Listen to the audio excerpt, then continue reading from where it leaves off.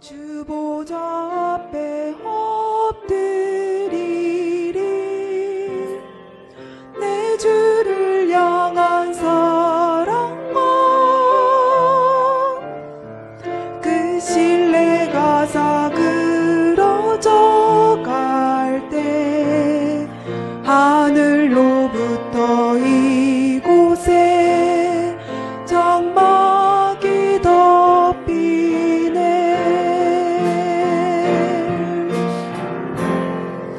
이곳을 덮으소서. 이곳을 비추소서. 내 안에 무너졌던 모든 소망 다 회복하리니.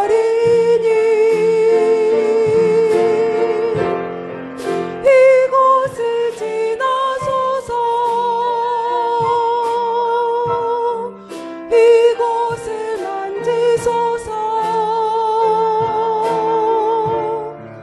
내 안에 죽어가는 모든 예배 다 살아나리라. 우리 다시 한번 찬양합시다. 지극히 지극히 높은 주님의 낮이 성소로 들어갑니다. 세상의 신을 벗고서 주 보좌 앞에 엎드리리. 내 주를 향한 사랑과 그 신뢰가 사그러져 갈 때 하늘로부터 이곳에 장막이 덮이네. 아멘. 이곳을 덮으소서. 이곳을 비추소서. 내 안에 무너졌던 모든 소망 다 회복하리니. 이곳을 지나소서. 이곳을 만지소서. 내 안에 죽어가는 모든 예배 다 살아나리라. 아멘. 함께 성전에서 예배드림이 참으로 저희들에게 감사와 기쁨과 감격이 됩니다. 이 시간 기도할 때 주여 우리 안에 무너졌던 모든 예배가 회복되게 하여 주옵소서. 저희들의 삶 가운데 저희들이 전을 아버지 안에 떠나 아버지 살면서 지내왔던 곳 속에서 무너졌던 주님을 향한 사랑과 그 기쁨과 감격이 다시금 회복되게 하시고 주님을 향해 예배하는 저희들의 심령 가운데 주님의 성령이 충만하게 임하여 주옵소서. 함께 기도합시다. 아버지 하나님 주여 역사하여 주시옵소서. 우리의 아버지의 연약한 심령이 아버지 하나님 이전에 아버지 오지 못함으로 인하여서 예배 가운데 아버지 함께하지 못함으로 인하여서 아버지 연약하여 지고 아버지 참으로 아버지 엎드려진 부분 아버지 너무나 주님을 떠나고 아버지 하나님 주님과 상관없이 살았던 그 모든 것들이 이 시간 아버지 주님 앞에 나옴으로 인하여서 주님 앞에 엎드림으로 일어나서 아버지 온 마음으로 예배함으로 인하여서 회복되게 하여 주시옵소서. 주님 향한 사랑이 회복되게 하시며 주님 향한 아버지 신뢰와 아버지 믿음이 회복되게 하시며 주님 향한 그 기쁨과 능력이 아버지 회복되게 하여 주시옵소서. 성령님 아버지 전에 임하시고 아버지 엎드려 기도하는 저희들의 심령 가운데 임하여 주시옵소서. 주님만 높이기를 원합니다. 주님만 예배하기를 원합니다. 오직 주님께만 아버지 집중하여 아버지 예배 가운데 아버지 하기를 원하오니 주여 아버지 하나님 임하여 주시옵소서. 우리 아버지 심령 가운데 손 내밀어 주시고 우리를 만지시고 우리 가운데 오시며 아버지 우리 예배를 받아 주시옵소서. 주님 아버지 함께하여 주시옵소서. 주님 아버지 주님 앞에 소리 높여 찬양하는 이 시간이 얼마나 아버지 우리 안에 감격으로 아버지 넘치는지 주님은 아버지 아십니다. 아버지 이전에 함께 하실 주님을 저희들이 온 마음을 다해 예배하게 하여 주옵소서. 주님만 찬양하게 하여 주옵소서. 주님을 예배 가운데 높임으로 우리의 삶에 그러한 주님을 향한 높임과 찬양과 경배가 충만하기를 원합니다. 예배를 사용하여 주시옵소서. 성령으로 임하시며 우리의 예배를 받아 주시옵소서. 예수님의 이름으로 기도했습니다. 아멘. 이 시간 박수 치시면서 찬송합시다. 주님의 영광 나타나셨네. 우리 힘차게 찬양하시겠습니다.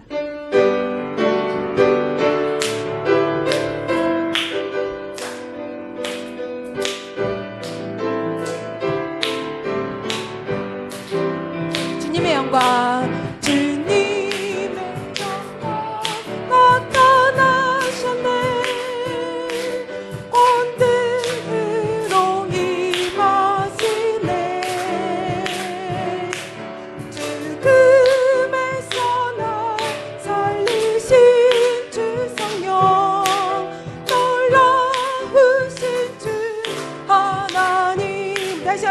영광 주님의 영광 나타나셨네.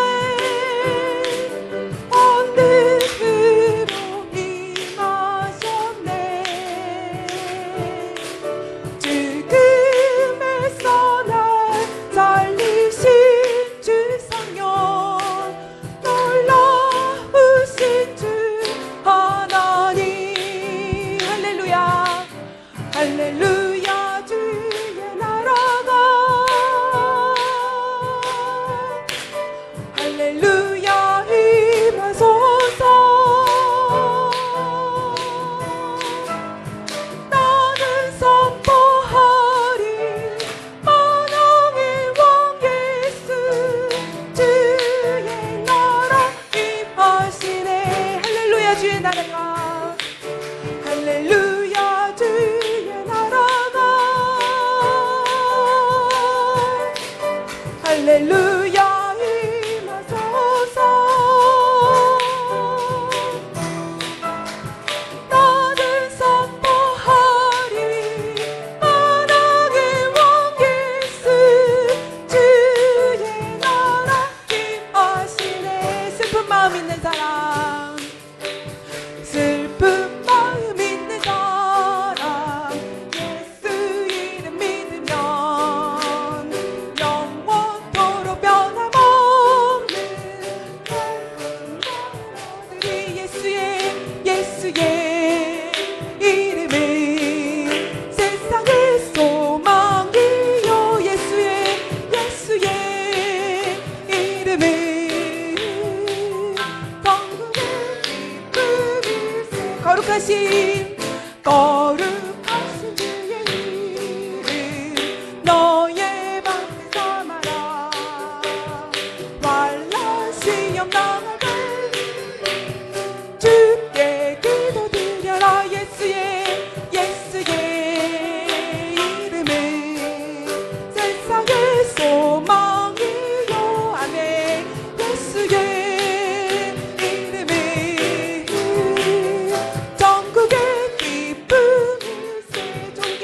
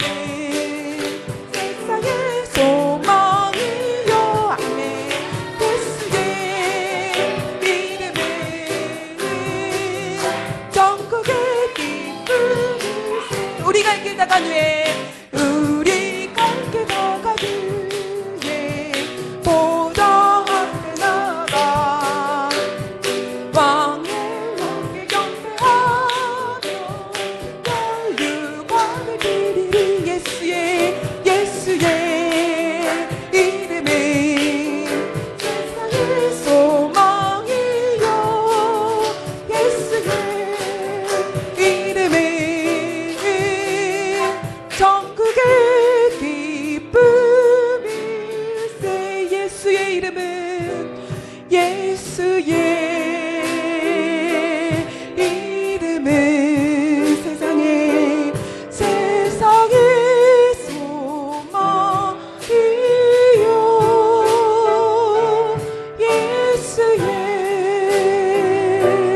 이름은 천국의 기쁨이. 우리 이 시간 예배를 위해서 함께 기도합시다. 아버지 하나님, 주님, 저희들이 예수의 이름으로 아버지 이 시간 모였습니다. 주님의 이름으로 모인 저희들 안에 주명한 기쁨과 아버지 능력이 아버지 회복시켜 주시옵소서. 주님 아버지 이 시간 예배 순서 주님께서 주장하시고 아버지께서 온전히 아버지 만지시는 예배와 역사하시는 예배, 기뻐하시는 예배, 주님의 능력으로 아버지 충만한 예배 되게 하여 주시옵소서. 주님만을 높이며 주님만 예배하기를 원합니다. 아버지 함께하여 주시옵소서. 주님.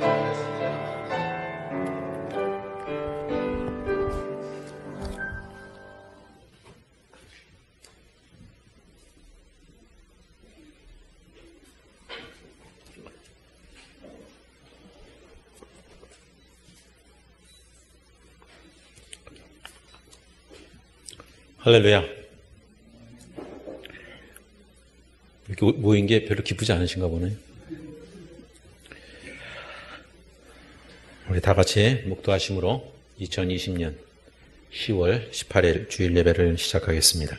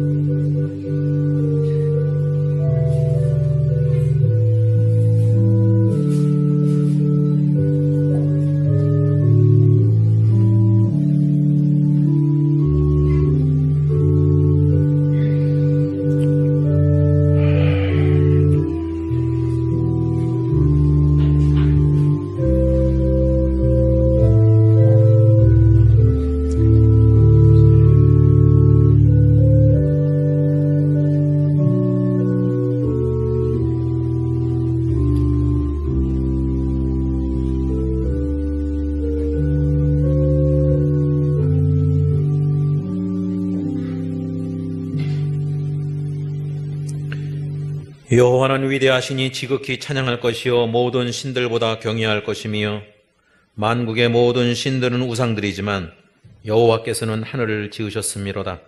존귀와 위엄이 그의 앞에 있으며 능력과 아름다움이 그의 성소에 있도다. 만국의 족속들아 영광과 권능을 여호와께 돌릴지어다. 여호와께 돌릴지어다. 여호와의 이름에 합당한 영광을 그에게 돌릴지어다. 예물을 들고 그의 궁정에 들어갈지어다. 아름답고 거룩한 곳으로 여호와께 예배할지어다. 온 땅이여 그 앞에서 떨지어다. 모든 나라 가운데서 이르기를 여호와께서 다스리시니 세계가 굳게 서고 흔들리지 않으리라. 그가 만민을 공평하게 심판하시리라 할지로다. 죄를 사랑하시는 하나님 아버지, 참으로 오랜만에 이렇게 함께 모이게 하시니 감사드립니다. 저희들이 오늘도 신령과 진정으로 예배할 수 있도록 주님도 오시고 혹이나 이 자리에 참석하지 못한 교우들도 동영상으로 하나님께 예배할 수 있도록 은총을 베풀어 주옵소서. 예수 이름으로 기도합니다. 아멘. 다 같이 일어나셔서 찬송가 66장 부르겠습니다.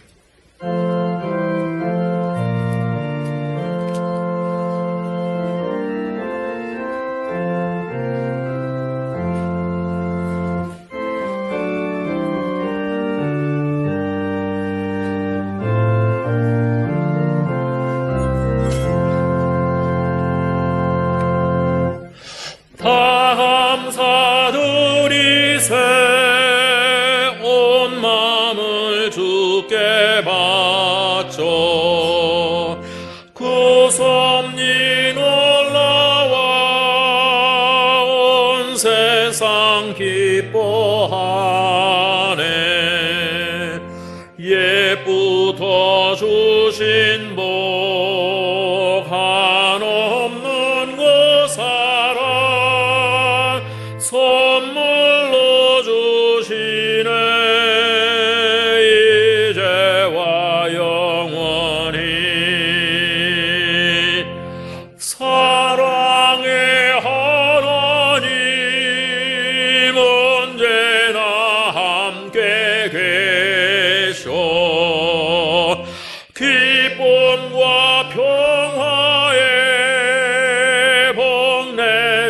주옵소서. 몸과 맘 병들 때 은혜로 지키사 이 세상 악에서 구하여 주소서.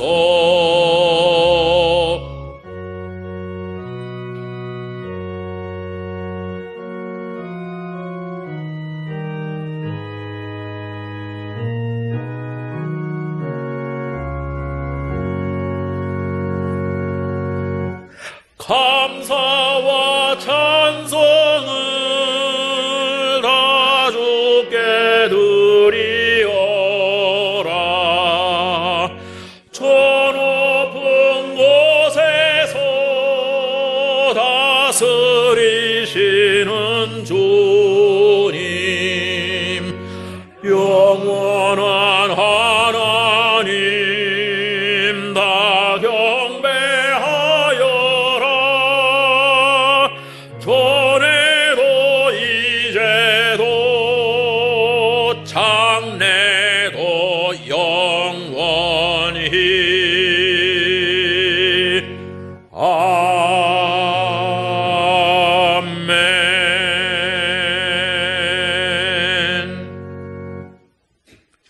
한 주간의 삶을 돌아보고 하나님 앞에 참회 기도를 잠시 묵상하며 통성으로 기도하겠습니다.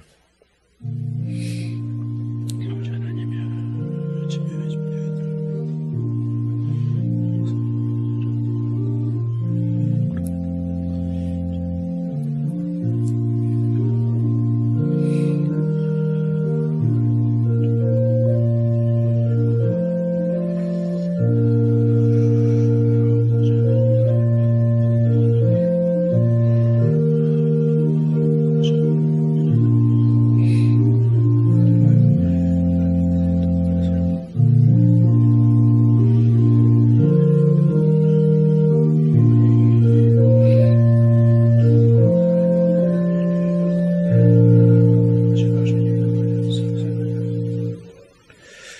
저희를 사랑하시는 하나님 아버지, 저희도 인지하지 못하는 가운데서도 하나님께서 저희를 지키시고 저희들을 보호하셨기에 이 자리에 있는 줄로 믿습니다. 이렇게 힘들고 어려운 기간에도 하나님께서 저희를 도우시고 하나님을 찬양하고 하나님을 예배할 수 있도록, 또한 믿음이 식지 아니도록 지켜주신 것 주님 감사를 드립니다. 하지만 예수님께서 수고하고 무거운 짐진 자들아 다 내게로 오라고 말씀하셨건만 저희는 여전히 걱정과 근심을 끌어안고 살아가고 있는 저희의 모습을 봅니다. 모든 전권이 하나님께 있다는 것을 저희들이 깨달아 알게 하시고 저희의 삶을 하나님께 맡길 수 있는 믿음을 갖도록 하나님 도와주시옵소서.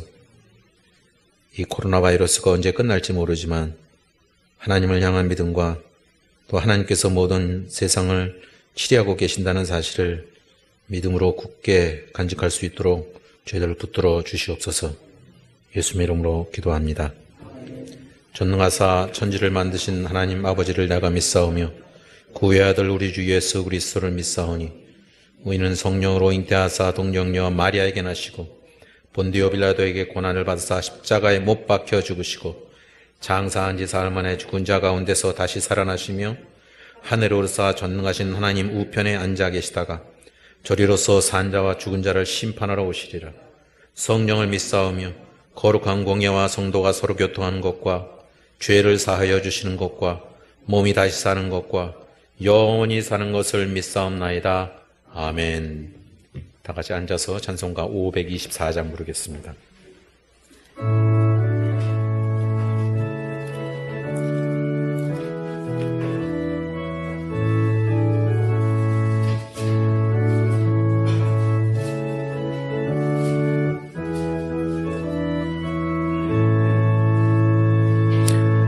갈 길을 밝히 보이시니 주 앞에 빨리 나갑시다.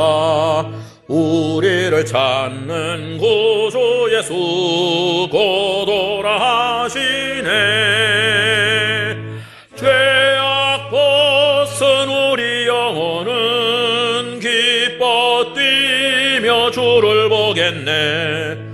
하늘에 계신 주 예수를 영원히 섬기리. 우리를 오라 하시는 말 기쁘게 듣고 순종하세.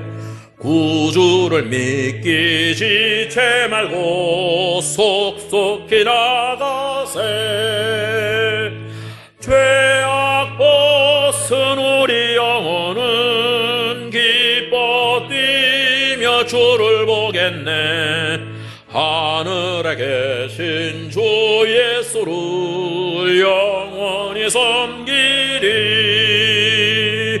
주 오늘 여기 계시오니 다 와서 주의 말씀 듣세. 듣기도 하며 생각하니 참 진리시로다. 죄악 벗은 우리 영혼은 기뻐 뛰며 주를 보겠네. 하늘에 계신 주 예수를 영원히 섬기리. 아멘.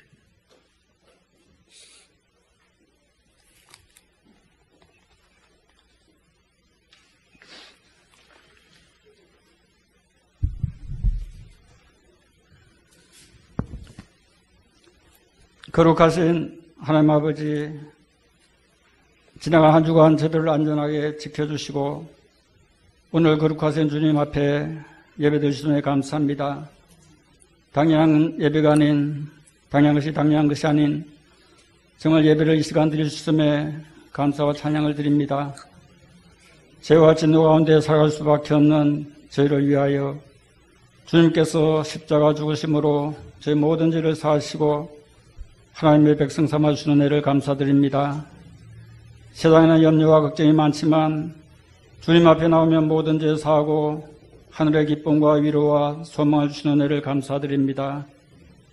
하나님 아버지, 천국 마비에 가을이 왔지만 세상은 여전히 전염병으로 두려움 가운데 보내고 있습니다. 무엇보다 하나님 주시는 은혜 없이는 살아갈 수 없는 저희입니다. 하나님께서 우리에게 주신 것은 두려워하는 마음이 아니라고 하였사오나 아버지, 저 가운데 있는 많은 두려움 아버지 용서해 주시고 저에게 더욱더 사랑과 능력과 근사한 마음으로 붙들어 주시기를 원합나이다. 주님이 전보다 더 큰 믿음을 주시고 더 깊이 주님을 만나게 하시고 이 은혜의 때에 아버지 하나님 말씀과 성령으로 충만한 삶을 살아갈 수 있도록 아버지 그리스도님을 세상에 전가할 수 있도록 주여 붙들어 주시옵소서. 어떤 상황 가운데서 주여 저희를 실망하고 절망하지 않습니다. 기뻐하며 감사하며 그 자리에서 기도하며 찬송하는 삶이 되도록 전능하신 하나님 아버지 저들을 붙들어 주시옵소서. 이 땅에 복음을 주신 하나님 아버지, 복음을 통해서 모진 가난과 고난에 찌든 이 나라를 건져주신 하나님 아버지, 그 은혜를 감사합니다. 하나님께서 베풀어 주신 그 은혜를 망각하지 않게 하시고 복음의 능력으로 다시 한번 제 나라를 새롭게 하여 주시고 하나님께서 맡기신 사명을 감당하는 나라가 되게 하여 주옵소서. 하나님 아버지, 우리의 죄악된 백성들의 마음을 주여 다스려 주시기를 원합나이다. 분열된 마음을 치유하여 주옵소서. 정죄하는 마음을 치유하여 주옵소서. 거짓되고 불의한 마음을 주여 용서하여 주시옵소서. 경제와 일자리, 주택과 외교 등 마음을 합하여 극복할 수 있는 지혜를 주시기를 간절히 바라고 원합나이다. 공직과 사명을 맡은 지도자들이 하나님을 두려워하게 하시고 하나님 아버지 정직한 영과 지혜를 새롭게 하여 주시기를 원합나이다. 나라를 하나 되게 잘 이끌어갈 수 있도록 주여 도와주시옵소서. 오랫동안 폐쇄된 체제 속에 살아가는 북한 땅에도 하나님 아버지 복음의 문이 열리게 하시고 교회가 세워지게 하시고 아버지 우상이 무너지고 하나님께서 예배받아지는 나라가 되게 하여 주시기를 원합나이다. 사랑의 하나님 아버지, 건강을 위해 기도하는 가정과 성도들을 아십니다. 아버지 무더운 이런 날 아버지 그들의 고통을 아십니다. 하나님 아버지 붙들어 주시고 지치지 않게 하시고 권능의 손으로 일으켜 주시옵소서. 박 목사님 관절을 강건하게 회복시켜 주시고 보행에 어려움이 없도록 도와주시기를 원합나이다. 한창희 집사님 전이된 아버지 부분이 깨끗이 낫게 하여 주시고 하루속히 모든 일상이 정상화되도록 도와주옵소서. 주여 가족을 붙들어 주시기를 원합나이다. 대학 진학과 여러 시험을 앞두고 있는 준비하는 우리 청년들을 아십니다. 하나님 아버지 하늘문을 열어주시고 하늘의 지혜를 주시고 최선을 다할 수 있는 힘과 믿음을 주옵소서. 오늘도 탄자니아의 아버지 선교사에게 감당하고 있는 박용우 장영희 선교사님을 아십니다. 하나님 아버지 건강과 안전을 지켜주시기를 원합나이다. 복음 역사가 방해받지 않도록 도와주시옵소서. 북한을 떠나 이 땅에 내려온 하늘꿈학교 청년들을 아십니다. 하나님 아버지 그들 섬기는 원장님과 교사들을 강건하게 붙들어 주시고 그 모든 학생들이 복음으로 변화되고 귀하게 쓰임받도록 인도하여 주옵소서.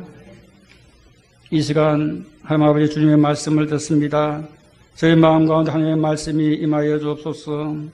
아버지 이 말씀이 믿음이 되고 능력이 되고 아버지 삶의 증거가 되게 해주시기를 원합나이다. 목사님 강건하게 붙들어 주옵소서. 예수님의 이름으로 기도드립니다. 아멘.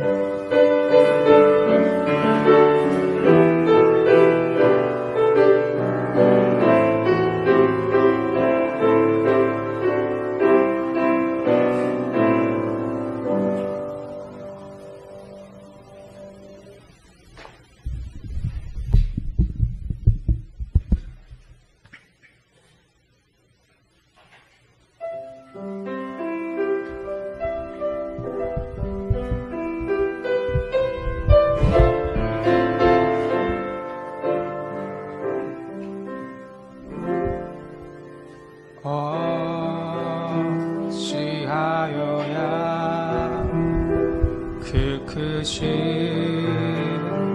은혜 갚으리. 무슨 말로써 그 사랑 참 감사하리요. 하늘에 천군 천사라도 나의 마음 모르리라. 나 이제 새 소망이 있음은 당신의 은혜라.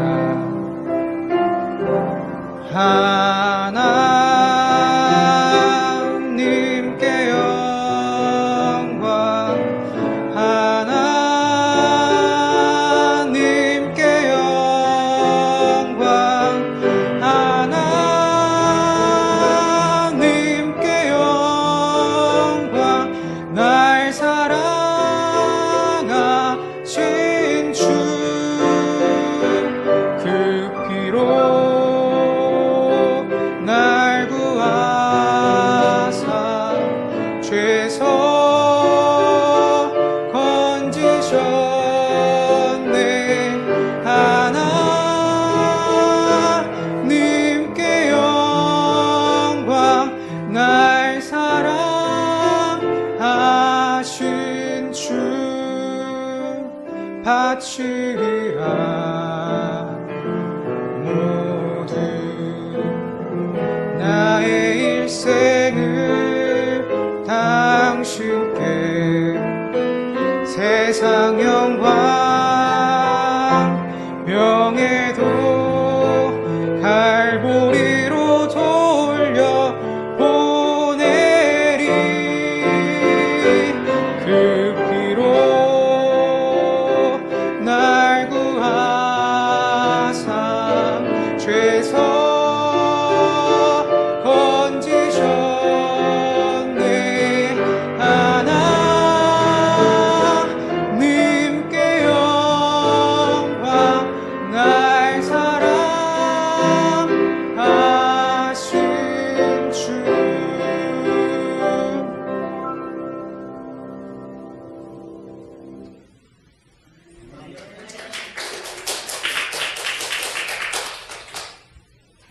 오늘 들으실 하나님의 말씀은 신약성경 로마서 1장 18절부터 20절까지입니다.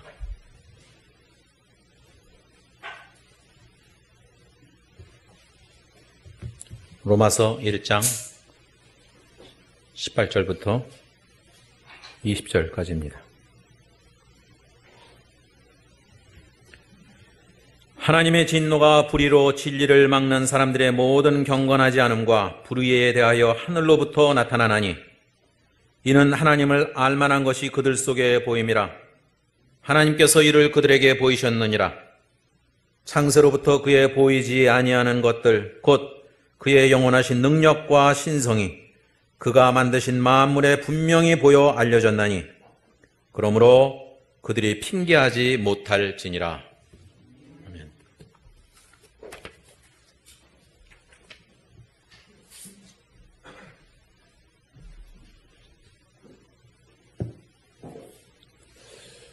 이렇게 또 현장에서 여러분 보면서 예배 드리니까 한 2달 동안 그렇게 빈 공간에서 설교를 했는데 이렇게 또 뵙게 되니 너무 반갑습니다. 지난 주일에 로마서 1장 18절에서 마지막 절까지의 본문을 가지고 하나님의 진노에 대한 말씀을 여러분과 나눴습니다.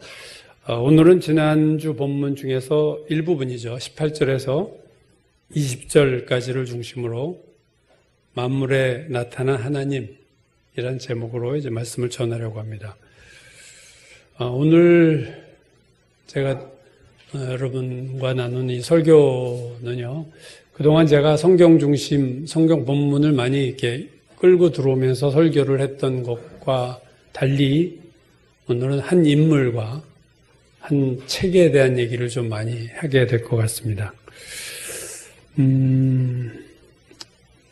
지난주에 우리가 본 건 그거였죠.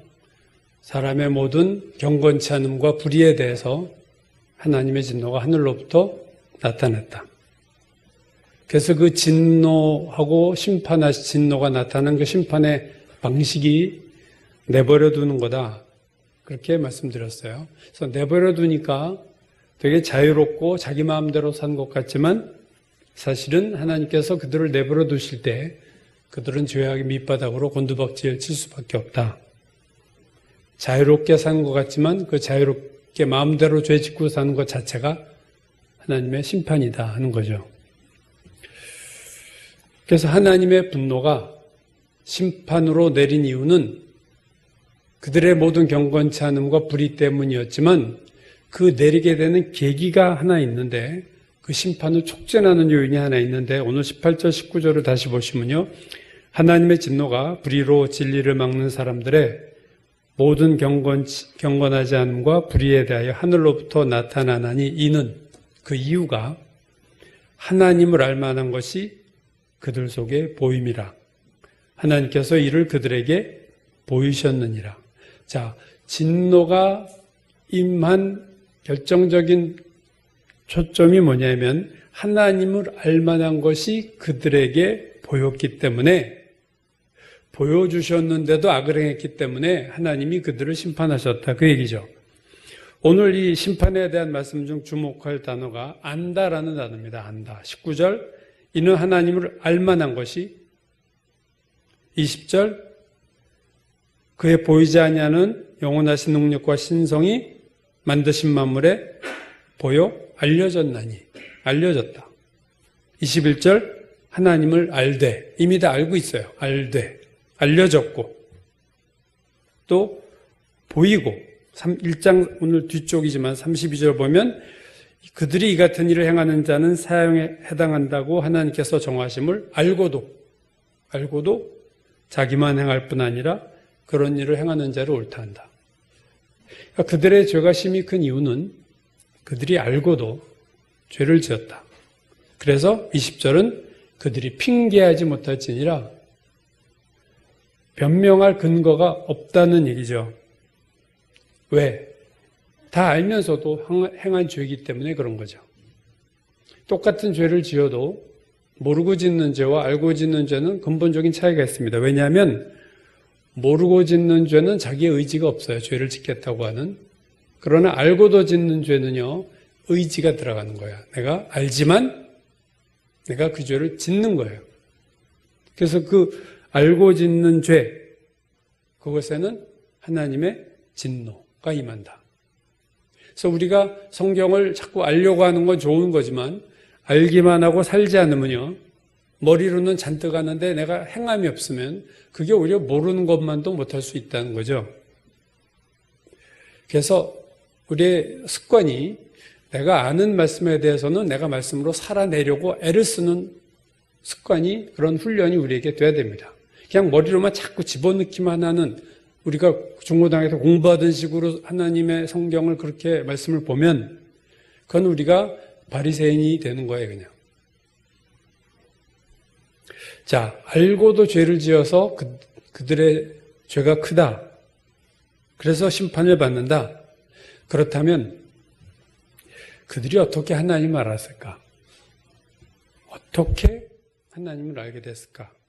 오늘 19절, 20절을 다시 보면요, 또 다른 단어가 나오죠. 그 단어는요, 보인다는 단어입니다.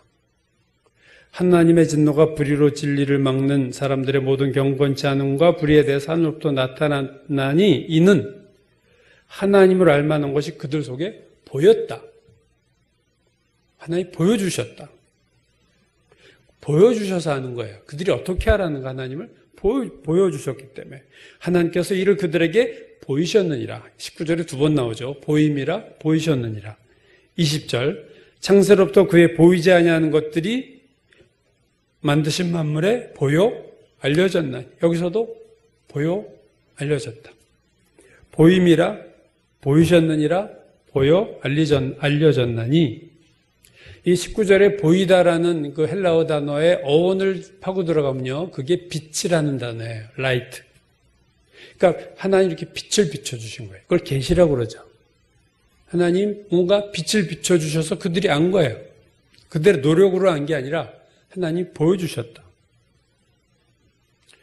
그러면 어디에다 이걸 보여주셨느냐 할 때 오늘 19절이 이렇게 말씀합니다. 하나님을 알만한 것이 그들 속에 보인다. 그들 속에. 20절은요. 창세로부터 그의 보이지 아니한 것들, 곧 그의 영원한 능력과 신성이 그가 만드신 만물에 분명히 보여 알려졌나니.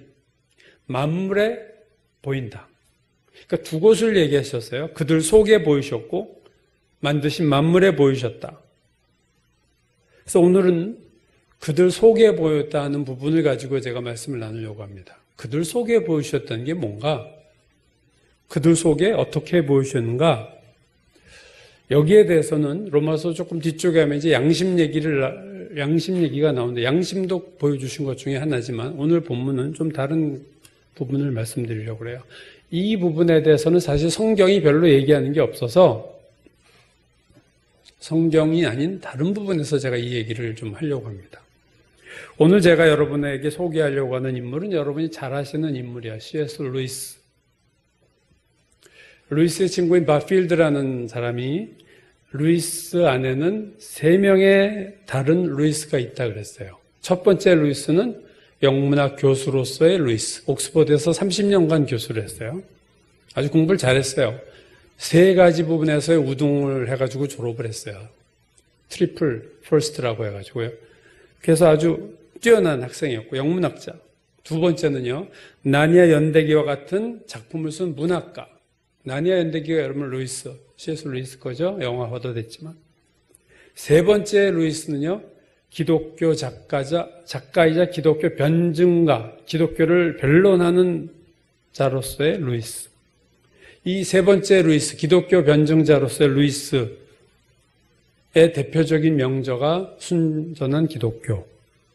이 책이 20세기 최고의 베스트 기독교 서적 중에서 1위를 차지한 책이에요. 이 책은 제가 청년 보고 하다가 말았지만 이건 반드시 읽어볼 만한 책입니다. C.S. 루이스의 이 Mere Christianity, 순전한 기독교는 정말로 20세기 전체에서 베스트 1, 2에 20권 뽑았을 때 1위에 해당하는 책이에요. 그는 젊을 때까지 무신론자였습니다. 아주 기독교를 싫어했고 교회를 싫어했어요, 루이스가.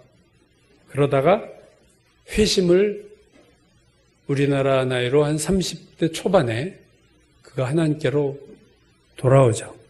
그래서 타임스가 루이스를 20세기 최고의 기독교 변증가다라고 칭찬까지 할 정도로 그는 기독교를 성경적이지 않고 성경이라는 표현을 쓰지 않으면서도 설득력 있게 설득할 수 있는 최고의 논리와 지식을 가진 자가 루이스예요. 오늘 제가 그 루이스의 책 중에서 소개하려고 하는 책은요, 예기치 못한 기쁨, Surprised by Joy라는 책입니다. 한번 화면을 좀 바꿔보 주실래요? 화면에, 파워포인트 화면.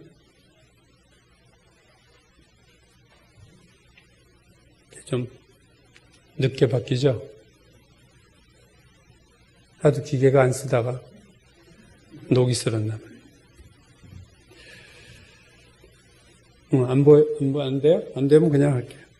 꼭 책을 제가 첫 페이지를 좀 나왔어요? 시중에 가면 얼마든지 살 수 있는 책입니다. C.S. 루이스의 예기치 못한 기쁨. 저렇게 생겼고요, 얼굴이. 이 책이 자서전이고요. 자기의 자서전이자 기독교의 회심기, 기독교인이 된 과정이 거기에 자기의 자서전 형식에 다 나와 있습니다. 자, 이제 책은 표지만 보시면 되니까. 이 책에서 루이스가 자기 어린 시절 얘기를 하는데, 어린 시절에 창문을 통해서 멀리 있는 언덕을 바라볼 때마다 그의 마음속에는 어떤 짙은 그리움 같은 것이 싹트고 있었다. 언덕을 쳐다볼 때 짙은 그리움 같은 것이 싹트고 있었다. 루이스는 그게 뭔지는 말로 표현할 수 없었는데 언덕을 바라보면 자신의 텅 빈 마음을 그것이 채워주기는커녕 빈자리가 더 커졌다. 이렇게 얘기를 하고 있어요. 언덕을 바라보면. 그가 책의 앞부분에 보면, 이 책의 앞부분에 보면 이런 갈망이 생긴 세 가지 어린 시절의 경험을 얘기하는데, 첫 번째는요, 형이 장난감 가지고 자기 방에 들어왔던 그 순간을 생각할 때. 두 번째는 어떤 책을 봤을 때 갑자기 가을에 그 슬픔이 느껴졌을 때. 세 번째는 시집, 롱펠로우의 시집을 읽다가 어떤 부분을 읽을 때 가슴이 아플 정도로 간절한 갈망을 느꼈다는 거예요. 재미있는 것은 이 세 가지 경험을 말하는 루이스가 그 다음에 이렇게 썼어요. 이 세 가지 이야기에 전혀 흥미를 느끼지 못하는 독자는 이 책을 더 이상 읽을 필요 없다. 공감이 안 되니까 그냥 읽지 마세요. 그 얘기죠. 여러분은 이런 경험이 있으셨나 모르겠어요. 청소년 시절에도 학교 교실에서 우연히 어떤 잡지 표지를, 그림을 보고 제목을 봤는데 루이스가 그렇게 얘기를 해요. 천지개벽이라는 순간이었다. 여러분이 상상이 될지 몰라요. 그가 읽은 글자는요, 신들의 황혼이라는 글자였고, 그가 본 그림은 저도 이 사람 글 읽다 이 사람을 찾아봐서 이게 무슨 그림이었을까 했을 때 그 아서 레컴이라고 하는 그 몽환적인 그림을 그리는 작가가 그린 어떤 그 북방 유럽의 넓은 하늘과 북대서양 너머의 거대한 하늘과 그 여름의 황혼을 그린 그림, 그걸 보면서 강렬한 기쁨을 느꼈다. 이 자신의 제목 아니에요? 기쁨? 예기치 못한 기쁨? 오늘 이 기쁨이라는 단어가 되게 중요한 단어예요, 루이스에게. 그래서 이 기쁨에 대해서 루이스가 이렇게 얘기해요. 그 갈망은 충족되지 않는 갈망이요, 갈망 자체를 더 갈망하게 만드는 갈망이다. 나는 그것을 기쁨이라고 부른다. joy. 근데 기쁨은 행복과도 다르고 즐거움, pleasure라고 그랬어요. 즐거움과도 다르다. 내가 말한 기쁨의 의미는 그것이 왜 기쁨이냐면 그것을 맛본 사람은 반드시 다시 맛보고 싶어 한다는 의미에서 기쁨이지, 특성만으로 말하면 그 기쁨은 오히려 불행이나 슬픔의 형태를 띠고 있다. 기쁨이라고 했지만 기쁜 게 아니에요. 또 보고 싶어서 기쁘다는 의미지, 그걸 보면 슬픔, 그런 것이. 그러니까 일반적인 쾌락과 다르고 미적인 쾌락과도 다른데 이 기쁨에는 칼에 찔리는 듯한 나쁨과 통증이 있다. 그리고 도저히 달래지지 않는 동경이 있다, 이렇게 얘기했어요. 그러니까 사실 이건 기쁨이 아니죠. 그가 어린 시절 언덕을 봤을 때 느꼈던 건 막 기쁜 게 아니라 슬픔인데 그걸 또 느끼고 싶은 거예요. 그런 의미에서 기쁨이다. 그래서 루이스가 이런 말합니다. 그 기쁨은 오래전에 있었던 그 무엇, 저 멀리 있는 그 무엇, 아직 이르지 못한 그 무엇, 그게 뭔지 몰라도 그 무엇에 대한 갈망이라는 거예요. 근데 그 갈망은 충족이 되질 않아. 그것이 사랑에 대한 그리움이든 아름다움에 대한 갈망이든 그 목표에 거의 다다랐다 싶으면 그것은 슬그머니 저쪽으로 사라져버린다. 루이스가 그렇게 얘기해요. 그건 또 사라져버려. 그래서 이 갈망을 어디 가면 채울 수 있을까 하고 계속 되묻게 된다는 거예요. 루이스가 시간이 지나서 45살 때, 그러니까 1942년에 성마리아 교회에서 영광의 무게, The Weight of Glory 라는 설교를 하게 돼요. 제가 그 설교 본문도 찾아서 봤는데 그가 이 갈망을 다시 얘기합니다. 그가 이 갈망을 쉽게 말하면 향수, 노스텔지아, 로맨티시즘, 낭만적인 것, 그리고 청소년기. 그러니까 우리의 삶에서 끊임없이 이게 나타나요. 그래서 루이스가 워즈워즈 그 시인을 비판해요. 워즈워즈는 그것이 그 갈망이 어떤 과거의 순간이라고 얘기했지만 사실은 그건 틀린 얘기고 워즈워즈가 과거로 돌아갔다 하더라도 워즈워즈는 그것을 찾아내지 못하고 그냥 기억만 할 뿐이지 발견은 못할 거다. 그 아름다움이 있을 것으로 여기는 책이나 음악은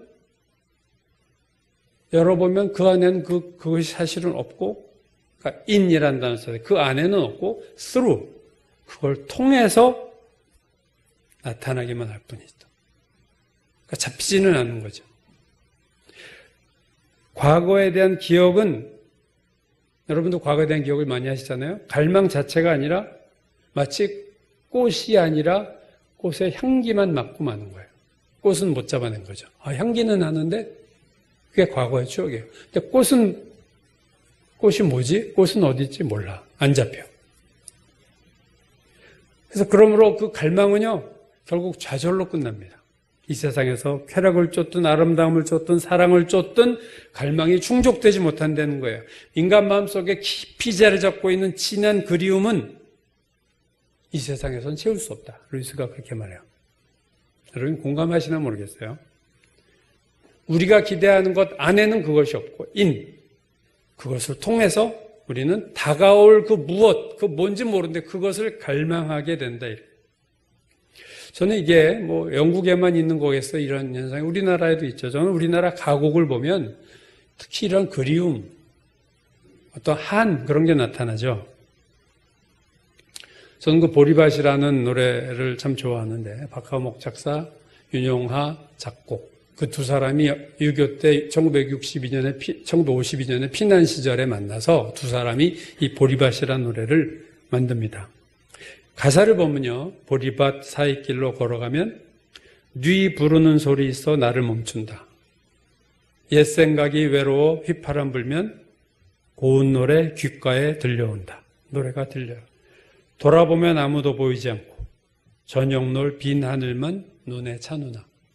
이게 일종의 그런 거거든요. 막 그리움이 있어서 돌아보면 아무도 없고 빈 하늘만 눈에 보이는데도 돌아보게 돼. 뭔가 그립고. 가곡 중에서 동심초, 제가 이것도 좋아하는 거지만 이게 사실은 당나라 여류시인 설도라는 여자의 그 시의 일부를 따고 와서 아마 김성태 씨라는 분이 작곡한 걸로 제가 알고 있어요. 되게 그 설도는 우리나라 황진이 같이 탁월한 재능을 가졌으면서도 좀 어떤 기생과 같이 좀 그런 쪽에 있었던 사람, 누구를 그리워했던 것 같아요. 꽃잎은 하염없이 바람에 지고 만날 날은 아득타 기약이 없네. 무어라 맘과 맘은 맺지 못하고 한과때의 풀잎만 맺으려는 거. 얼마나 슬퍼요. 얼마나 짠해요. 얼마나 자기 사랑하는 사람을 보지 못해서 동심초 풀로만 이렇게 엮고 있는 그 여자의 마음. 산 너머 남촌에는 누가 사는지 해마다 봄바람이 남으로 오네. 이 노래도 남쪽에 뭐가 있는지 모르겠는데 거기서 그리움이 오는 거예요. 그리움. 우리나라 가곡이 이런 걸 정말 잘 얘기하고 있죠. 즉 루이스가 느꼈던 갈망이 사람들에게 있고 이거는 시나 음악이나 자연을 통해서 인간은 느껴요. 강렬하지만 막연한 이 갈망이 이건 전혀 종교적인 게 아닙니다. 이거는 사실 루이스가 말한 인간의 본성에 그리고 경험에 이 갈망은 만연돼 있다. 여러분은 어떠신지 모르겠어요. 오늘 본문 19절이 하나님을 알만한 것이 그들 속에 보인다. 그들 속에 하나님이 그들에게 보이셨다. 오늘 그들에게 보이셨다고 오늘 본문이 말할 때 이거는 그리스도인을 얘기하는 게 아니에요. 믿는 자. 모든 인간을 얘기하는 겁니다.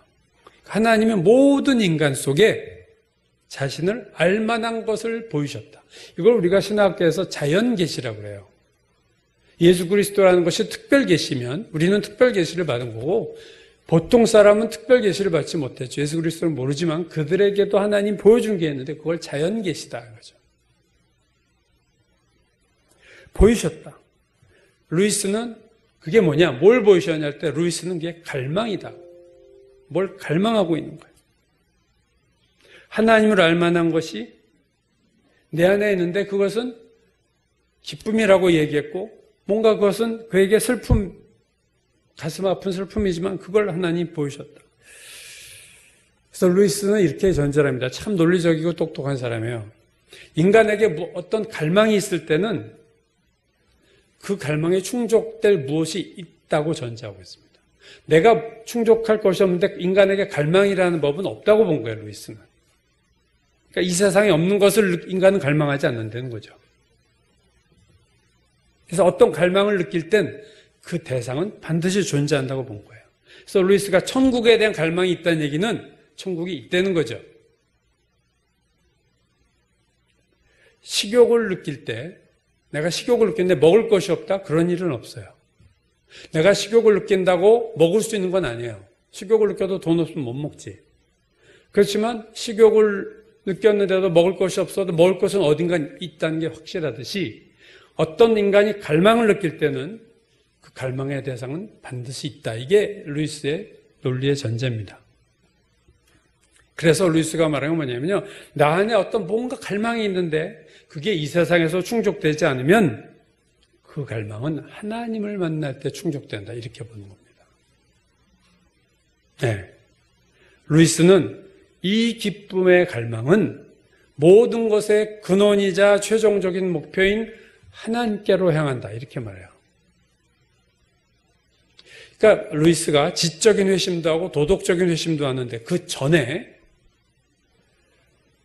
선구자적인 그것이 이 기쁨입니다. 여러분. 그가 정말로 이 갈망, 그것의 세례를 받았다 할 만큼 이 기쁨을 통해서 그는 기독교의 하나님 아직 못 만났는데 그가 뭘 느꼈냐면 절대자가 있구나. 그는 교회를 시작해서 교회 아직 안 나왔을 때예요. 근데 이 기쁨을 통해서 절대자라는 분이 있구나. 그분이 누군지 모르겠는데 뭔가 있다. 루이스가 절대자라고 하는 하나님 이제 만나고 이런 얘기를 해요. 하나님은 그는 나와 논쟁하려 들지 않으셨다. 다만 이렇게 나한테 말씀하셨다.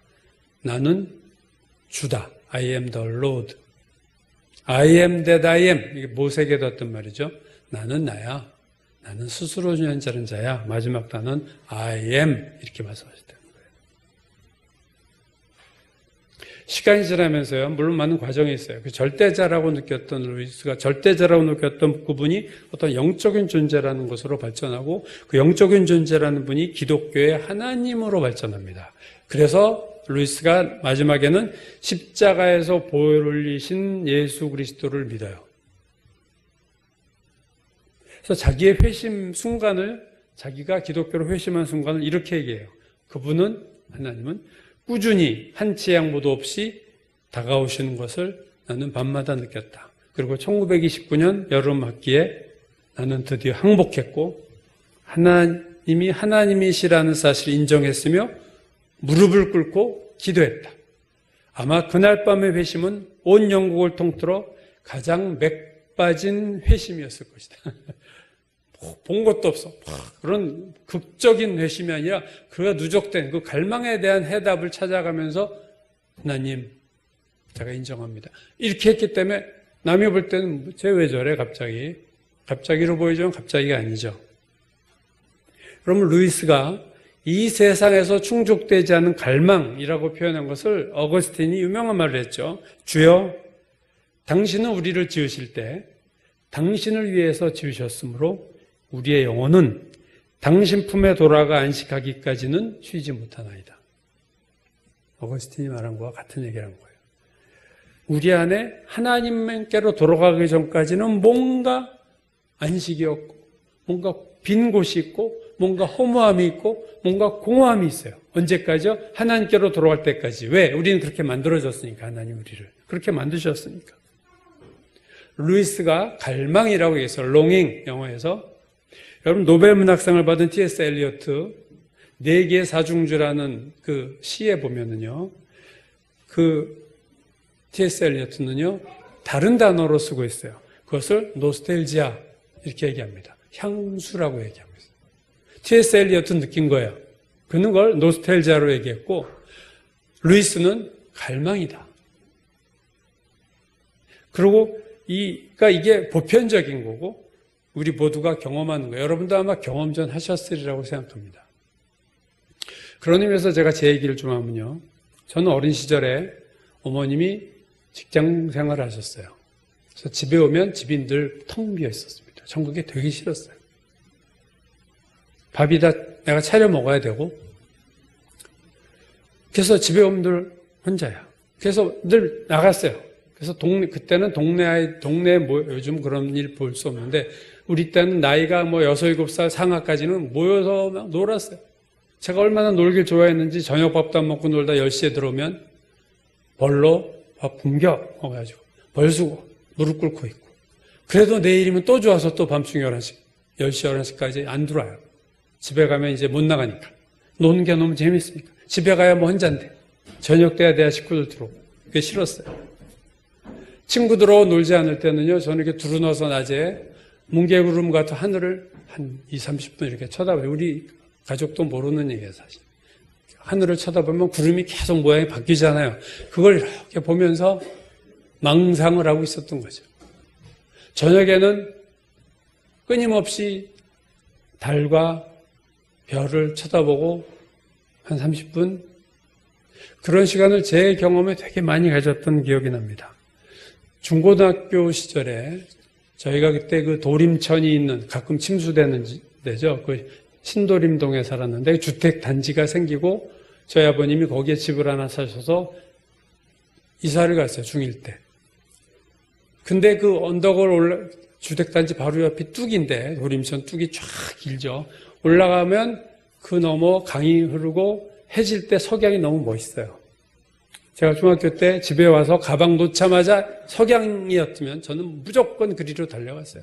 그래서 지는 석양을 바라보면서 한 30분 앉아있어요. 웬 청승인가 할지 몰라도. 그게 너무 좋았어요. 노을 지는 것을 바라보면서 그 앉아있는 그 시간이 공허한데 오늘 루이스가 느껴서 저는 너무 공허합니다. 가슴이 아린데 또 보고 싶어. 내일이면 그 노을을 또 보고 싶어. 그게 중고등학교 때 저의 기쁨이었습니다.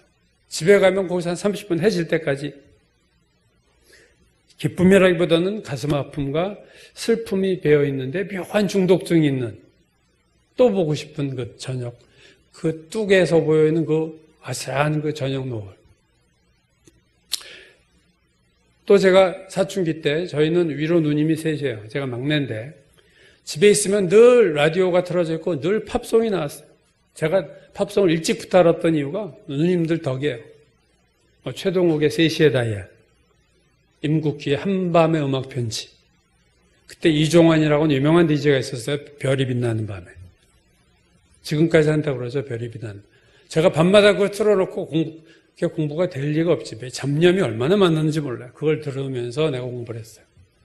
라디오 틀어놓고 그 팝송이 울려 퍼지면요, 뭔가 저녁 노을 보는 것과 비슷해. 가슴이 막 아렵고 뭔가 그리움이 생기는데 공허해. 이게 어디서 채워지질 않아. 근데 또 듣고 싶어. 중독이죠. 중고등학교 시절에 제가 무협지를 탐독했습니다. 주말이면 도서관에 가서 무협지 시리즈 대여섯 권을 다 읽어버리고 왔어요. 한 300질, 300권, 그러니까 300질이니까 뭐 한 엄청나게 무협지를 많이 봤어요. 근데 제가 특별히 한 작가의 무협지를 많이 좋아했습니다. 그 이유는 다른 무협지는 재미가 없는데 그 작가는요, 그 무협지에서 상상력을 키워줘요. 신비스러움을 갖다 주고. 그래서 그 무협지 읽고 나면요, 뭔가 짙은 그리움이 생기고 뭔가 아쉬움이 남아요. 그래서 그 무협지를 또 보게 되고. 그것이 무협지든 음악이든 저녁 노을이든 밤하늘의 별이든 달이든. 이러한 그 감정에 대해서 저는 그 감정을 되게 부정적으로 봤어요. 그것 때문에 내가 공부가 집중이 안 됐거든요. 암기가 오목이 전부 형편없었어요. 그래서 이거 다 세상적인 거고, 지금 신앙이 생긴 이후로, 다 쓸데없는 거였다. 이게 쓰레기 같은 데서 내가 살았네. 그랬는데, 1990년대 초에, 유명한 알리스터 맥그레스라고 하는 유명한 목사님이자 영국의 기독교 변증가고, 그 사람 책이 우리나라에 되게 많이 번역됐어요. 그 사람 대단한 사람입니다. 그 사람이 책을 하나 썼는데, 90년대 초반에 났어요. 우리나라. 위대한 기독교 사상가 10인. 10명의 위대한 기독교 사상가라는 책을 썼는데 그 10명의 사상가 중에서 어거스틴도 있고 칼바르트도 있고 마지막에 있던 10번째가 C.S. 루이스였어요. 근데 그 제목이 뭐냐면 하나님을 향한 갈망. 눈에 번쩍 떴어요. 그래? 이게 뭘까? 그래서 그 C.S. 루이스의 책을 그때 제가 처음 접했는데 저는 일종의 전율을 느꼈습니다. 그 책을 보면서. 왜냐하면 이 사람이 내가 어린 시절에 느낀 그 감정을 다 얘기하고 있어요. 난 그걸 얘기하는 사람을 처음 봤어요. 더 놀란 것은 이러한 그 갈망의 대상이 하나님이라고 말할 때는요, 저는 숨이 멎는 것 같았어요. 내가 그렇게 그리워했던 분이 하나님이었어? 내가 그렇게 만나지 못해서 늘 공허했던 분이 하나님이었어? 눈물이 핑 돌았어요, 그때. 저는 루이스처럼 제가 느꼈던 이 갈망, 공허함, 이걸 정확하게 찝어서 설명하는 분은 지금까지도 전 루이스 외에 없어요. 대단한 그 상상력과 대단한 감성이 풍부한 사람이구나. 자연을 볼 때 아름다웠지만 슬픈 감정, 기쁨을 주지만 늘 공허했던 그 마음, 그 공허함이 하나님을 향한 것이었다는 것을 저는 루이스를 통해서 알게 됐습니다. 재미나는 것은 이 얘기치 못한 기쁨, 이 책의 마지막 페이지의 마지막 부분이 이렇게 끝나요. 참 이 사람은 반전의 대가예요. 결론적으로 루이스가 이렇게 말합니다. 그 책의 끝에서 이 책의 주제였던 기쁨은 어떻게 되었을까? 자기가 tek 얘기해놓고 이 책의 주제였던 기쁨은 어떻게 되었을까? 사실대로 말하자면 나는, 루이스는 그리스도인이 되면서 그 주제에 대해서 거의 흥미를 잃어버렸다. 여태 다 그렇게 해놓고선 나 그거 관심 없어. 그렇게 얘기를 합니다. 기쁨의 경험은 바깥에 있는 무언가 다른 것을 가리키는 지시봉의 가치만을 가지고 있을 뿐이야. 그 이상이 아니야. 표지판을 처음 찾은 사람은 저기 있다고 소리를 친다. 그렇죠? 그러나 길을 발견하게 되면 더 이상 표지판은 들여다보지 않는다. 그 기쁨이 표지판이었다는 거예요. 그것 때문에 내가 하나님을 찾았지만 하나님 만난 다음에 이제 그건 쳐다볼 필요도 없어. 이제 관심 없어. 일단 이 길에 들어선 사람은, 하나님을 향한 길에 들어온 사람은 표지판의 기둥이 은이고 글자가 금이라 하도 지체하지 않는다. 우리는 예루살렘으로 가고 있기 때문이다. 참 말이 멋있어요. 우리는 발견했어요. 이제 예루살렘으로 가고 있기 때문에 그 표지판에 글자가 금이고 기둥을 은으로 해도 관심이 없다. 그러면서 마지막 문장이 이거예요. 물론 아직도 길가에 하찮은 것들을 들여다보느라 발걸음을 멈출 때도 아주 없지는 않다. 이게 마지막 문장입니다. 가끔 그렇지 느끼지 그러나 이젠 별로 들여다보지 않고 지금 하찮은 거야. 저는 지금까지도 이 경험을 되풀이하고 있는 게 뭐냐면요. 제가 운전을 하면서 음악을 여러 종류를 해뒀죠. 가곡도 있고 팝송, 올드팝이죠. 요즘 팝송하고 다를 거예요. 옛날 팝송하고 찬송가도 있고 복음송가도 있는데 묘한 걸 제가 그러면서도 반복돼도 똑같은 결론이 나는 하나의 어떤 원리를 발견합니다. 그것은 뭐냐면요. 지금도 운전하면서 팝송을 들으면요. 마음이 울렁거리고 아련한 그리움이 생기고 공허하고 애잔한 슬픔이 내 마음에 생겨요. 근데 그걸 딱 턴을 해서 찬송가를 딱 틀으면요. 그게 다 사라지고 완벽한 평안이 와요. 그래서 처음에 이게 신기했어요. 어떻게 내가 순간에 이렇게 달라질까? 또 팝으로 갔다 또 이걸 반복해도 똑같은 현상이 일어납니다. 세상 노래는 늘 공허해요. 요즘 우리나라 우리 땐 뽕짝이라고 그랬는데 다시 리바이벌 타지만 그 가사들 보세요. 다 뭔가 그립고 뭔가 공허하고 뭔가 허무한데 중독성이 있으니까 또 듣잖아요. 또 부르잖아요. 근데 하나님을 만나면 제가 기도할 때도 그런 걸 많이 느껴요. 하나님 앞에 이렇게 그냥 앉으면 특별한 제가 기도를 안 해요. 그냥 앉아서 한 10분 이렇게 하나님하고 나하고만이 앉아있는 그 시간에는 그냥 완벽한 퍼펙트한 평안이 옵니다. 옛날엔 저는 이걸 못 느꼈어요. 교회를 다녀도. 그리고 늘 공허했어요.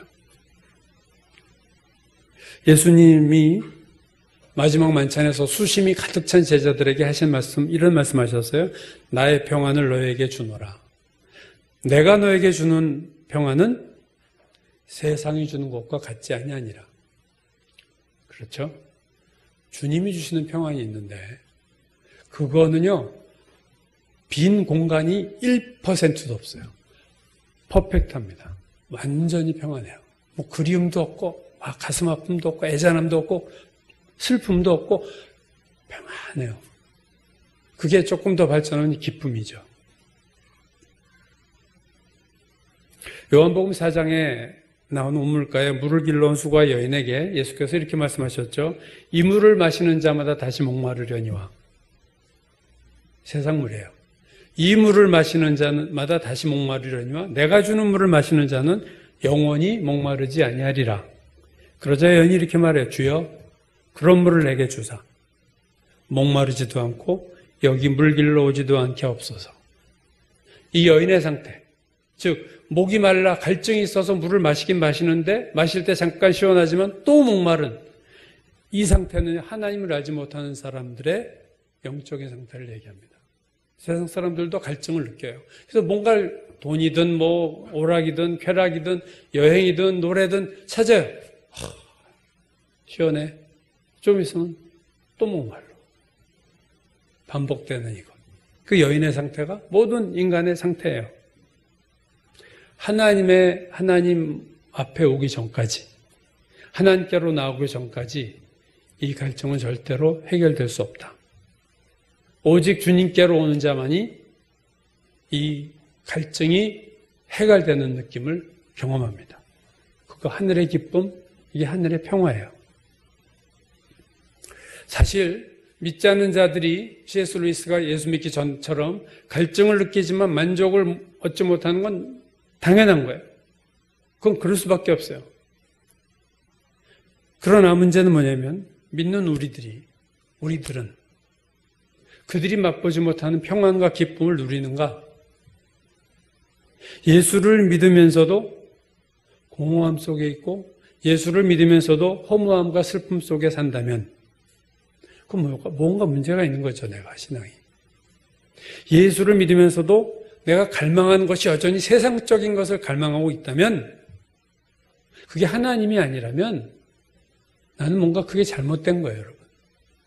내가 막 갈망하는 게 하나님이 아니야. 나는 하나님이 주는 돈이 갈망이야. 하나님이 주는 그 무엇 그걸 갈망하고 있어. 아직 신앙이 제대로 된 신앙이 아닌 겁니다. 더 깊이 들어가면요. 다른 건 눈에 안 보이게 돼 있어요. 하나님에 대한 갈망이. 세상 사람들은 자연계시, 자연을 통한 계시를 받죠. 우리는 특별 계시를 받은 자 아닙니까? 예수 그리스도 안으로 이제 들어온 자들은 그들이 느끼는 것과 더 비교할 수 없는 평안이 우리에게 이미 주어진 거예요. 우리가 느끼지 못하면, 그걸 알지 못하면 우리가 잘못된 거죠. 시편 42편 기자가 이렇게 고백해요. 하나님이여 사슴이 시냇물을 찾기에 갈급함같이 내가 내 영혼이 주를 찾기에 갈급하나이다. 여러분, 이런 갈망이 있어야 돼요. 모르는 자들의 갈망을 넘어서서 하나님을 알지만 더 깊이 알고자 하는 그 갈망이 이젠 특별 계시까지 받은 우리에게 그러한 갈망이 있어야 되는 거예요. 시편 130편 또 이렇게 말하죠. 파수꾼이 아침을 기다림보다 내 영혼이 주를 더 기다리나니 참으로 파수꾼이 아침을 기다림보다 더 하도다. 이 갈망이 얼마나 큰지, 파수꾼이 아침을 기다리는 갈망에 비교할 게 어디 있어요? 그것보다 내가 더 크다. 사슴이 시냇물을 찾는 갈망보다 나는 더 주님을 찾습니다. 하나님 오늘 우리에게, 이미 그리스도 안에 들어온 우리에게 원하시는 것은 이 갈망을 찾아 나에게 오라 그거예요. 특별한 그리스도인들이 이런 갈망을 느끼는 게 아니라 정상적인 그리스도인이라면 이런 갈망을 느낍니다, 여러분. 그리고 정상적인 그리스도인은 이 갈망의 충족을 경험하게 돼 있어요. 내가 예수를 믿고도 아직 이러한 기쁨, 이러한 평안, 완벽한 하나님이 주시는 은혜를, 평안을 누리지 못하면 나는 뭔가 더 나가야 될 부분이 아직도 많은 겁니다. 믿지 않는 자들도 정직하게 그 갈망을 구할 때 절대자를 만나게 하시는 하나님이라면, 이미 예수 그리스도의 아버지 하나님을 만난 우리들이 하나님을 갈망할 때 하나님은 더욱더 우리를 만나주지 않겠습니까? 에레미야 29장 13절에서 하나님이 이렇게 말씀하세요. 제가 이 구절은 대학교 1학년 때 기도원에 올라갔던 그 붙잡고 간 성경 구절이기도 해요.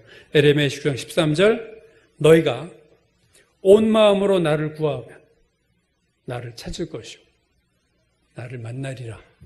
너희가 온 마음으로 나를 구하면 그냥 대충 있나 뭐 툭 찔러보는 게 아니라 온 마음으로 나를 구하면 나를 찾을 것이요 나를 만나리라. 제가 대학교 1학년 때 인생이 너무 힘들어서 어린 것이 보름 동안 기도원에 가 있었어요. 이 구절 가지고, 그래? 하나님 이렇게 말씀하시지 않았어요? 제가 이거 믿고 가니까 저 만나주세요. 해가지고 보름 동안 기도원에서 먹고 자고 하면서 일주일은 아무도 없는 기도원에, 일주일은 집회 기간 동안에 제가 하나님을 찾다가 그때 하나님을 체험합니다. 여러분, 이런 갈망이 있으셔야 돼요. 그리고 갈망이 있다는 것은 반드시 그 필요가 충족된다는 거예요. 하나님 충족시킬 수 있다는 거예요. 세상적인 갈망을 넘어서서 하나님의 영광, 더 본질적인 갈망이 저와 여러분에게 더 새롭게 일어나도록 기도합니다. 기도하겠습니다. 아버지 하나님, 하나님 안에 들어가기 전에, 주님을 만나기 전에 해결되지 않는 우리 안에 갈망이 있습니다. 공허함이 있습니다. 허황됨이 있습니다. 슬픔이 있습니다. 아픔이 있습니다. 그러나 주님 만나면 이것들은 다 사라져버리고 주님이 주시는 완전한 평안이 우리 가운데 넘쳐날 줄로 믿습니다. 이 평안을 맛보고 체험하는 복된 그리스도인이 다 되게 축복하여 주옵소서. 예수님의 이름 받들어 기도드렸습니다. 아멘.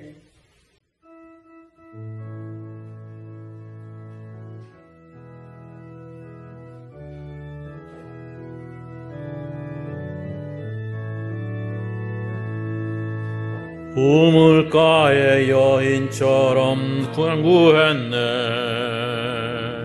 헛되고 헛된 것들은 그때 주님 하신 말씀, 내 세매와 생수를 마셔라. 오 주님 채우소서. 나의 잔을 높이 줍니다. 하늘 양식 내게 채워주소서. 넘치도록 채워주소서. 많고 많은 사람들이 찾았었네. 헛되고 헛된 것들을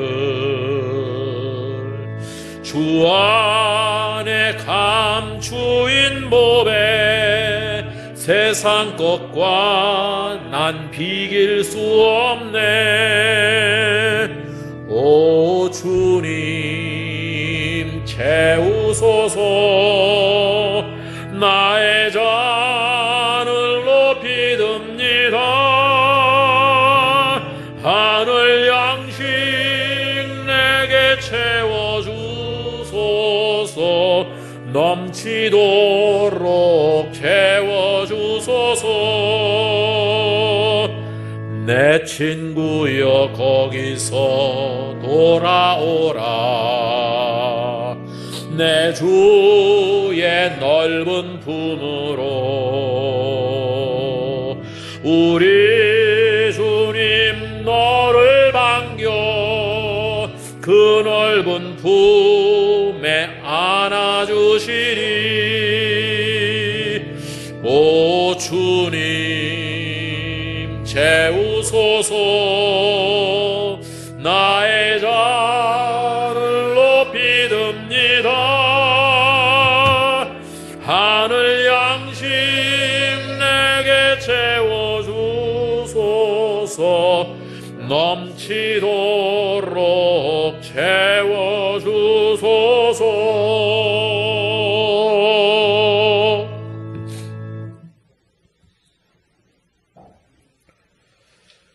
저를 사랑하시는 하나님 아버지, 오늘도 저희로 하여금 함께 모이게 하시고 함께 찬양하며 주님을 예배할 수 있도록 하신 것 감사를 드립니다.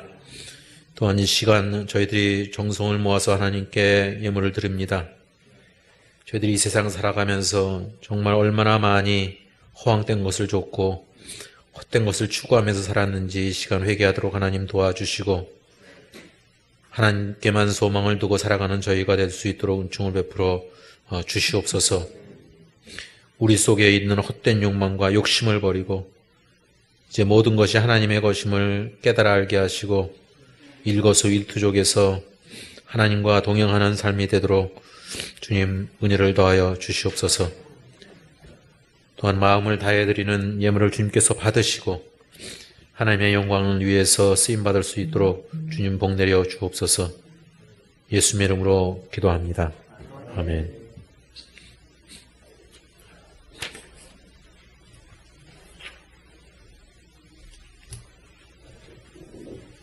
네, 만 두 달 된 것 같죠? 우리가 마지막 예배 드리고 온라인으로 바뀐 게 두 달이 됐습니다. 두 달 만에 여러분, 두 달 만에 뵌 분도 있고 또 자주 매주 봤던 분도 있지만 어쨌든 인사 나누실 때 이렇게 껴안고 손잡고 하지 마시고 절제하시고 이렇게 잘 인사하시기 바라겠습니다. 좀 아까도 저기 구청인가 뭐 동에서 나왔는데 하여튼 체크를 계속 하고 있습니다. 와서 예배 잘 드리나 몇 명 모이나 이걸 보니까 여러분 우리가 방역을 스스로 잘해야 될 줄로 압니다. 추수감사주일이 11월 셋째 주일로 지킬 거고요. 박 목사님, 한창희 집사님 위해서 계속 기도해 주시기 바라고, 진경재 아버님이 80대 중반쯤 되시는데 한 4달 전에 신장암 수술을 하셨대요. 콩팥 하나 제거를 하셨는데 후유증으로 건강이 안 좋으시다고 전화 통화 중에 어머님도 이렇게 아주 컨디션이 안 좋고 두 분 부모님 위해서도 기도해 주시기 바라겠습니다. 오늘 예배 후에 우리 유 목사님하고 또 우리 사모님도 남아주시고 장로님 또 우리 반주자님 또 그리고 우리 교육사님 이렇게 좀 잠깐 얘기할 게 있기 때문에 남아주시기 바라고요.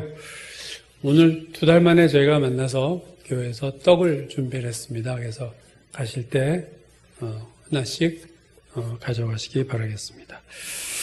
동성 기도를 할 때 이제 코로나 우리나라 외교, 우리나라 안보, 우리나라 경제 다 쉬운 문제가 아닙니다. 또 11월 4일 날 미국 대선도 세계 판도에 또 변화를 줄 수 있고 기도할 제목들이 우리의 삶의 피부로 느껴질 일들인데 사실 위해서 기도해 주시고 교회와 목회자들을 위해서 기도해 주시고 탄자니아 하늘꿈 기도해 주시고 오늘 김영만 주자님 위해서 그 가족 남편 부모님 위해서 기도할 차례입니다.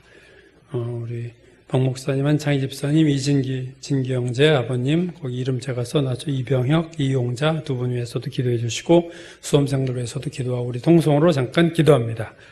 아버지 하나님 은혜를 주시고 도와주시옵소서. 주여 귀하고 복된 저희들에게 함께 해주시고 하나님 저희의 기도를 들으시고 아버지 이 어려운 가운데 아버지 하나님 이 나라를 지키시고 도우셔서 주여 하나님 붙들어 주셔서 하나님의 교회와 목회자들을 하나님 새로운 은혜와 부흥이 임하게 하소서. 단자니아 아버지 두 분을 지키시고 하는 꿈학교 아이들을 하나님 귀하게 복도시고 기도해 주시길 기도합니다. 영만 주자님 하나님 도우소서. 주여 남편분 하나님 또 양가 부모님 시부모님 구원을 얻고 기도합니다. 목사님과 우리는 창희 집사님 주께서 붙으시고 도우소서. 그 아버지 영자 아버님과 어머님 주여 건강을 허락해 주시기를 간절히 바라고 아버지 도우시고 혜린이 세영이 하나님 성수여 정우 그 아이들을 도우시고 베풀어 주시기를 간절히 바라고 하나님의 그 은혜로 우리를 축복해 주시옵소서. 주여 믿사오니 역사해 주시고 도와주실 줄로 믿습니다.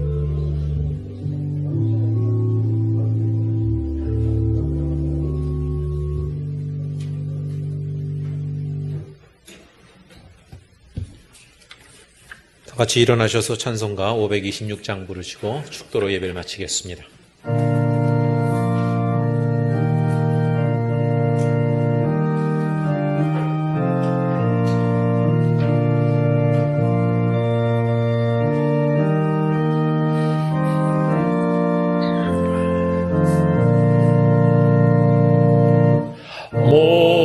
목마른 자들아 다 이리 오라.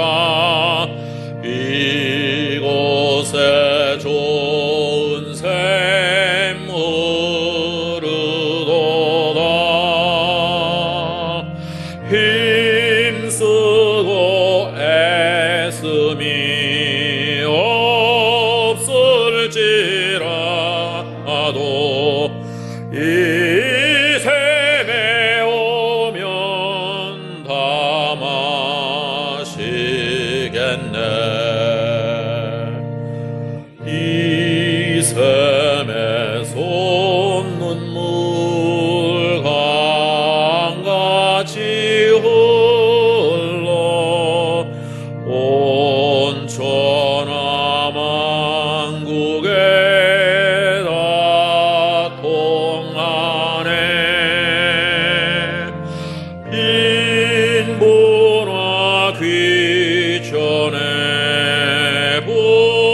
분별이 없이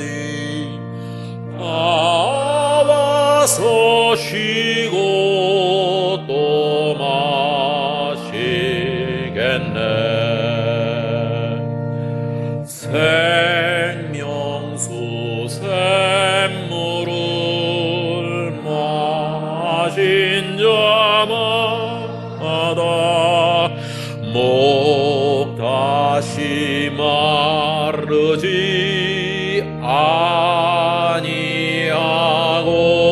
아니하고 속에서 솟아나 생수가 되어 영원히 솟아 늘 풍성하리. 이 샘의 이름은 생명의 샘물. 저수정 빛같이 늘 맑도다. 어린 양 보좌가 그 샘에 있으니 그 샘에 솟아 늘 풍성하리. 이 샘의 이름은 생명의 샘물. 저수정 빛같이 늘 맑도다. 어린 양 보좌가 그 샘에 있으니 그 샘에 솟아 늘 풍성하리. 이 샘의 이름은 생명의 샘물.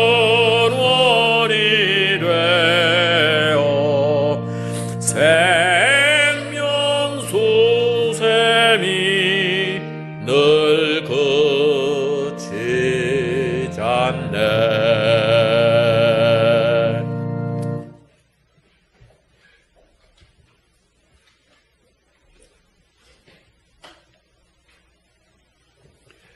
우리 안에 채워지지 않는 갈증을 느끼게 하시고 그 갈증을 해결할 곳이 이 세상에 없음을 알게 하심으로 하나님 앞으로 나오게 하시는 주여, 오늘 우리 주님 안에 이미 나왔지만 혹시 우리도 아직 하나님 앞에 갈증을 느끼면서도 하나님 앞에 오지 않은 저희들이 아닌지 모르겠습니다.